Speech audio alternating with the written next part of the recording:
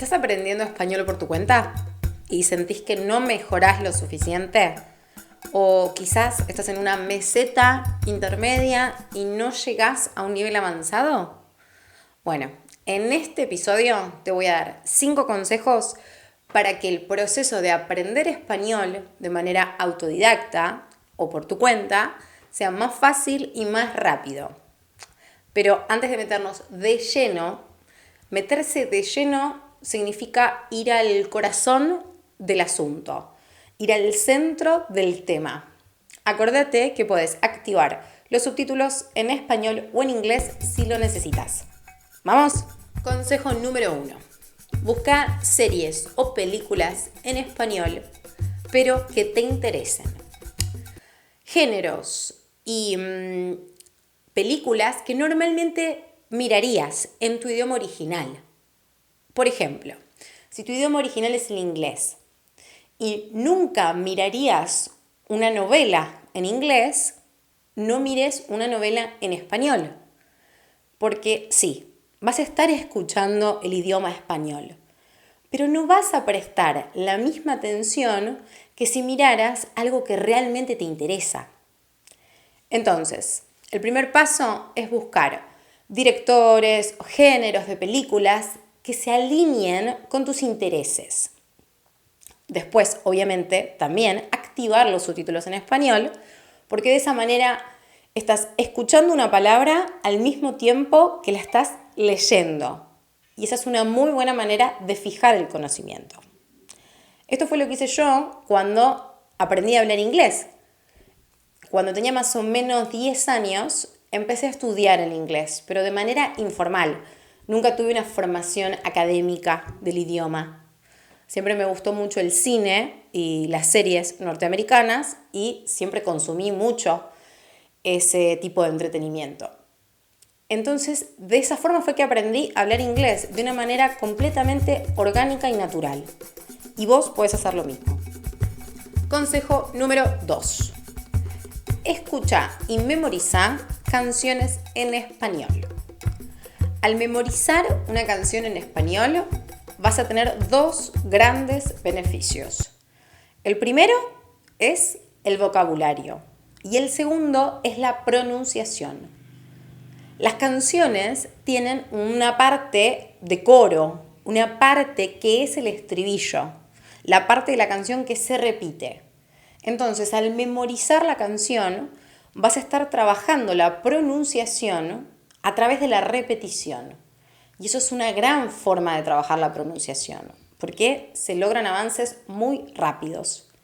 Y el otro beneficio es el vocabulario, que obviamente vas a ganar vocabulario, vas a aprender palabras nuevas, pero no solo palabras, sino también frases hechas, frases armadas, estructuras de frases que vas a poder usar en tu conversación de manera natural porque ya son conocidas por vos.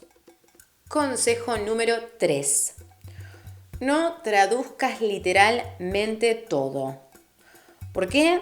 Porque te metes en un callejón sin salida. Un callejón sin salida es una frase hecha que significa que te metes o tenés un problema sin solución. Si yo quisiera traducir literalmente esta frase, quizás pierdo el sentido que la frase quiere representar. Entonces, ¿qué podemos hacer? Lo que podemos hacer es concentrarnos o prestar atención en las palabras que sí entiendo cuando estoy en una conversación o cuando estoy leyendo un texto en español. Me voy a concentrar en las palabras que sí entiendo en vez de concentrarme en las palabras que no entiendo. Y tratar de llegar al sentido de la oración, de la frase, a través del vocabulario que tengo. Y trato de completar el contexto con lo que tengo y no con lo que me falta. Número 4. Escribir todos los días un poco en español. ¿Qué pasa? Cuando aprendemos una lengua, un idioma de manera autodidacta, es muy raro que nos concentremos o que practiquemos la escritura, porque generalmente lo que más practicamos es vocabulario y pronunciación. Pero la escritura es una gran oportunidad para practicar y equivocarse. Entonces, cuando nosotros aprendemos una lengua, lo que buscamos es equivocarnos. Porque a través del error es que vamos a aprender. Y la escritura nos va a dar esta gran oportunidad de equivocarnos y practicar y por ende aprender. Lo que podés hacer es todos los días escribir 1 o 2 frases en español sobre tus sentimientos o sobre lo que hiciste ese día, tus planes para el fin de semana. También puede ser como un diario, y ese diario de sentimientos o de planes puede ser también un registro de tu avance y de tu progreso en este idioma, lo que te puede motivar un montón. Consejo número 5. Improvisa. Esto es, no te paralices cuando algo no te sale o no sabes qué decir, quizás en una conversación con un hablante nativo o no. Hay que saber utilizar bien los recursos que tenemos y tener espontaneidad. Entonces, por ejemplo, si yo tengo un vocabulario limitado, pero tengo un muy buen uso de la gramática y la conjugación de los verbos, si me falta una palabra para lo que quiero decir, no me voy a concentrar en tratar de pensar cuál es esa palabra o ver si la recuerdo. No, porque eso me saca espontaneidad, eso me quita fluidez a la hora de comunicarme. Entonces, lo que voy a hacer es tratar de pensar qué vocabulario tengo que pueda ser similar a esa palabra, qué me falta. Quizás no es la misma idea exacta de lo que quería decir, pero se acerca bastante. Entonces, la idea general es la misma. Eso es algo que te va a ayudar un montón a mantener conversaciones fluidas y a trabajar la confianza cuando uno está practicando la conversación. Sobre todo si estás hablando con un hablante nativo. Entonces, no te paralices y pensá en los recursos que tenés a tu disposición. También, aprender un idioma de manera autodidacta es un desafío, totalmente. Quizás hay un montón de alternativas que podés sumar a tu viaje o a tu proceso de aprendizaje. Una de ellas puede ser un intercambio de idiomas con un hablante nativo, como un language exchange.